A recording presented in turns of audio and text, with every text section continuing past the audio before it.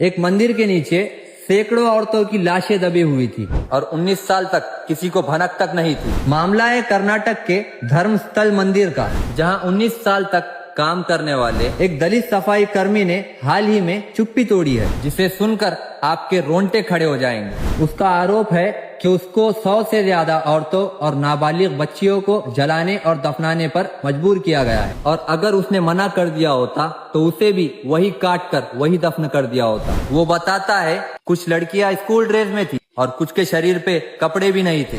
कई लड़कियों का गला घोटा गया और कुछ को तेजाब डालकर जलाया गया। ये लाशें दफनाने के लिए उसे अक्सर रात के समय पर बुलाया जाता था और लाशों को नेत्रावती नदी के किनारे गीली मिट्टी में दफनाने का ऑर्डर दिया जाता था ताकि बॉडी जल्दी सड़ जाए और कोई सबूत ना मिले। एक मामले में लड़की को जलाने से पहले उसके चेहरे को तेजाब से जलाया गया, फिर बाद में उसके चेहरे को पेपर से लपटा गया। पर अब सवाल आता है कि ये बात बाहर कैसे आई। सफाई कर्मी अपने पूरे परिवार के साथ धर्मस्थला छोड़कर चला गया था। इसके बाद वो कर्नाटक के करीबी राज्यों में अपनी जिंदगी डर कर और छुप कर गुजारता रहा। लेकिन अब 10 साल बाद खुदाई में निकाली गई हुई हड्डियां और पीड़ितियों के आधार कार्ड, पहचान पत्र और कुछ फोटो लेकर वो अदालत में गवाही देने के लिए 11 जुलाई को पहुंचा। आमतौर पर कोर्ट में जब किसी को पेश किया जाता है तो सिर्फ उसका चेहरा ढका हुआ होता है, मगर ये आदमी सर से लेकर पैर तक खुद को कुछ इस तरह से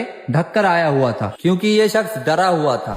और अगर इसकी बात सही निकली तो यकीन मानिए ये देश का इस समय का सबसे भयानक खुलासा होगा।